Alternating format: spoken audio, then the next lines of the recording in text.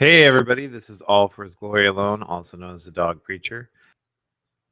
We need to call things what they are. We need to deal with evil. We need to not be PC, political correct. We need to hold people to what they say and what they do. But we can do all that with an attitude that's a little bit more gracious than what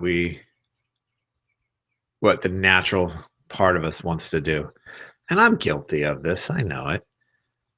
Especially here, I'm better in my one-to-one dealings with people in person and in other formats. Here, it's a little bit frustrating because I'm sitting in a room often on a computer with headphones on my head that cause me to talk louder, or how I have to tilt them a certain way so it doesn't sound like I have my fingers in my ears when I talk. I can get hot. I can get uncomfortable. Sometimes I haven't had rest. My worst hangouts is when I haven't slept. Granted, I've been up since 4:30, but I still slept a little bit. So there are factors, but then there's also just the depravity of my sin and my life. Like, everybody has a story. Everybody has some stress or drama that they deal with in their life, and it's not an excuse to treat people badly or to misbehave, but it's like, have a little graciousness. I was just answering a thread on Facebook. I mean, I'm sorry, on YouTube. I was answering a thread on YouTube about a band that I like that's called Blue October. And there's this kid that follows them around on all their videos and just is really mean and says mean stuff about the lead singer. And granted, if you go back and look at the lead singer for most of the career, he's a drug addict. And he's going fast inside. And in his interviews, sometimes you can see it, and you can see he can't sit still. Well, I watched a more recent interview when he's sober and clean, and he's a totally different person, and he talks about that. And so I was trying to say to this kid, like, hey, he's commenting on some video where he was kind of rude to a fan, but he was rude to a fan for a good reason. um, and I told this kid, I said, hey, this guy was on drugs at the time and his attitude's different and everything, but I says, how about being a little bit uh, gracious toward him, because he has worked on his life and he's gotten his life a lot better and he's been through a lot of things, but he's also offered us a lot of really good music and a lot of deep messages and stuff that were very moving. So why be so mean to why be so mean and attack a person? And then I said, we should hope for the best for people and stuff. And at the end, he puts a comment that says, no, thank you. So I said back to him, I said, okay, you have that right to make that choice. But I said, I hope people do not judge you as harshly, and that they are willing to forgive you when you make good on your life or the things that you do wrong. And you know, just I wish I could bring up the comment right now, but it was just basically like, well, it's sad. I hope people would be more long suffering with you than you've been with other people. So it's like, why have this attitude toward people that you want like the worst from them? And I'm checking myself out too on this. I'm rather harsh sometimes. Like, some of the things I say about Nephilim Free is pretty harsh. I mean, they're true. If you reject the Trinity and the God of the Bible, you're not a Christian and you're on your way to hell and you need to repent. That's true, but I could maybe have a little bit different attitude when I talk about them.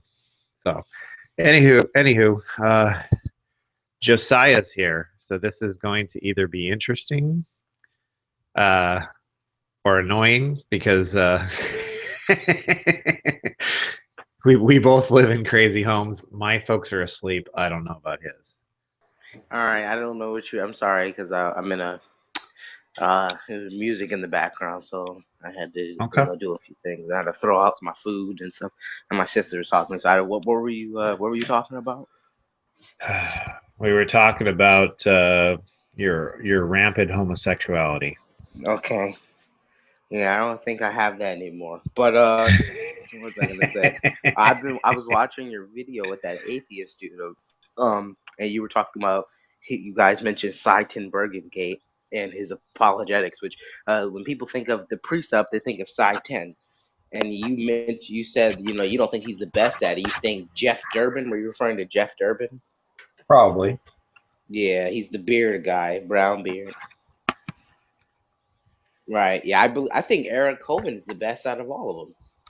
I wasn't referring to who's the best. I was actually referring to a debate that I saw where they were Was both together. right? Was it Just all let three me of them? just let me finish my answer.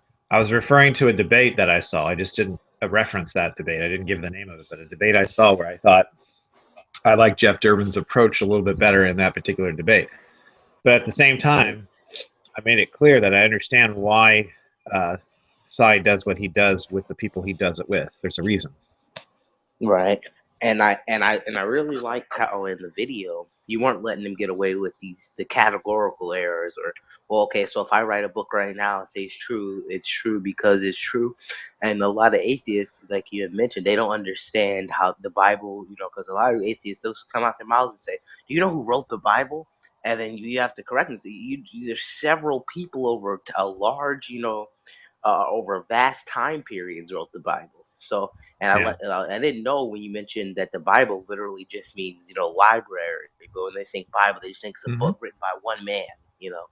Yeah. The problem that they have is they don't realize that uh, books are scrolls were very expensive and very hard to come by and very very precious to people, and so people had to travel to places and go to their synagogue to read things, and then they couldn't take it home with them. And so when you have the invention, I'm going to mute you, dude. Sorry, All just right. make sure you unmute yourself when you speak. But when people uh, when the printing press came about, it was a huge step up for personal reading and personal access to things. During the time of the Reformation, the Bible was kept by the church, and you had to go to the church, and only so many certain people had access to the actual Bible. And the sermons a lot were taught in Latin, so if you didn't speak Latin, you didn't understand what was being said. Anyways, it's just really sad.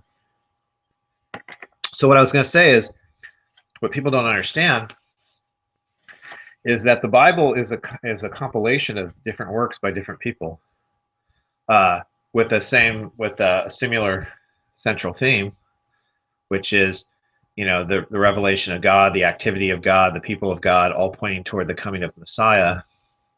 And then there's the work of Messiah, and then the ascension, the return of Messiah, all that stuff. So the Bible all points to Christ, but his problem was because it deals with God, and it's under the umbrella of Christian, that somehow it's circular reasoning. And I told them to say, you don't even understand that fallacy, and so you're fallaciously applying it. You would never accuse me if I went to the Library of Congress and checked out 66 different works by 40 different authors over a span of 1,500, 2,000 years, people who didn't even know each other, or many who didn't know each other. Some did, but many who didn't know each other, who lived in different places, uh, doing research and accounts of things that went on, and genealogies, and recording stuff. You wouldn't accuse me if I did that of circular reasoning, because it's not called the Bible, and it's not bound together in one thing, and it's not part of a religion that you dismiss. So it's a fallacious way of thinking. They want you to think that it's one book that wasn't written that long ago. That's what they want you to think.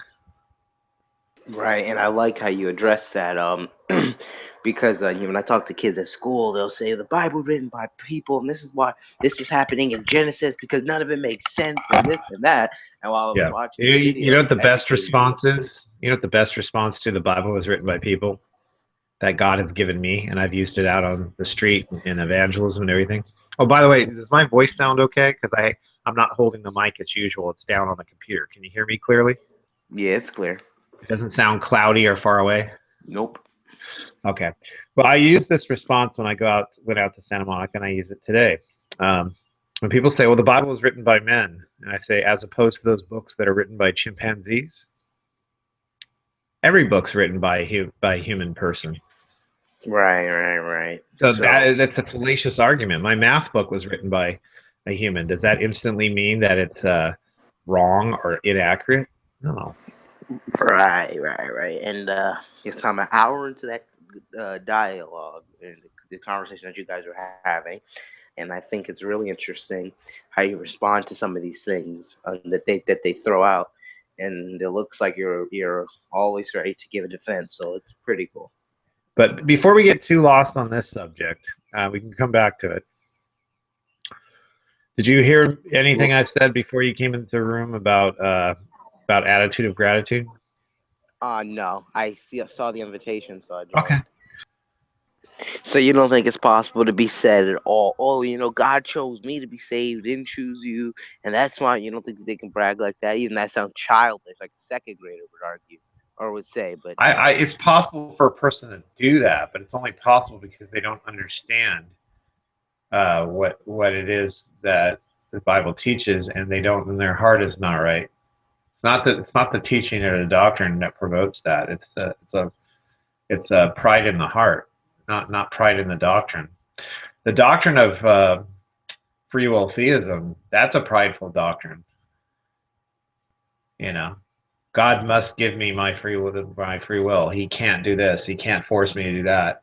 What, that kind of thing. That's a prideful doctrine. I chose Jesus. That's a prideful doctrine.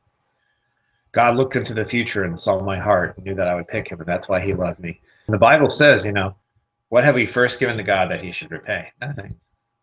Nothing to my hands I bring, simply to the cross I cling. The heart of a changed person, a regenerate Christian, ought to be a heart of gratitude. You know, for all the shit you've been through, that God hasn't given up on you. That all the shit that you go through, that God carries you through it, and all that shit has a purpose and a reason, and it does something. All things work together for the good of those that are called according to his purpose. And in my finite, fallen, limited way, sometimes I think, man, that's fucked up. Man, that's that. Why is that thing, and why does God do it that way? You know.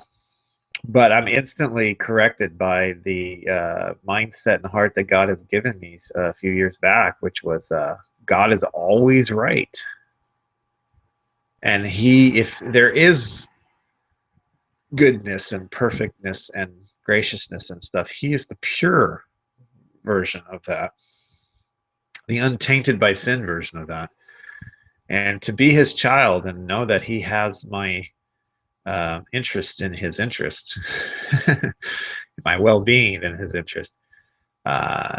This covenant that he's made with me, that he will not let go of me, he will not forsake me, he will not lose me. Wow, man, that's powerful.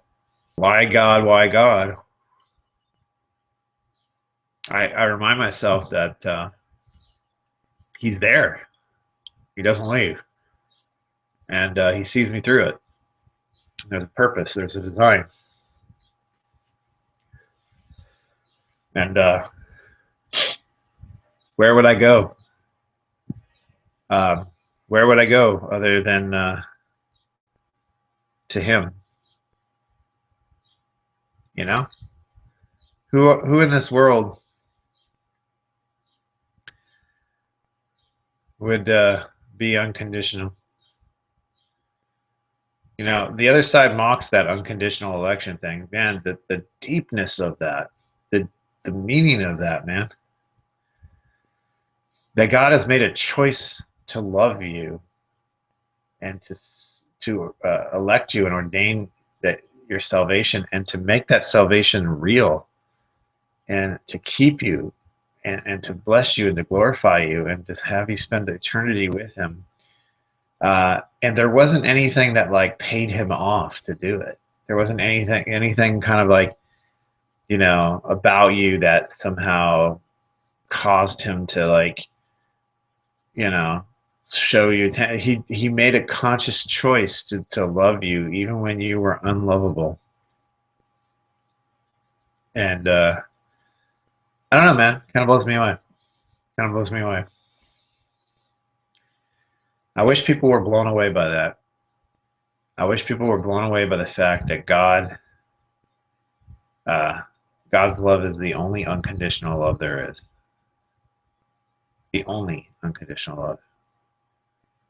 Human beings can come close to sometimes an unconditional love, but they never quite achieve it because there's always something that causes their love um, for you to be there.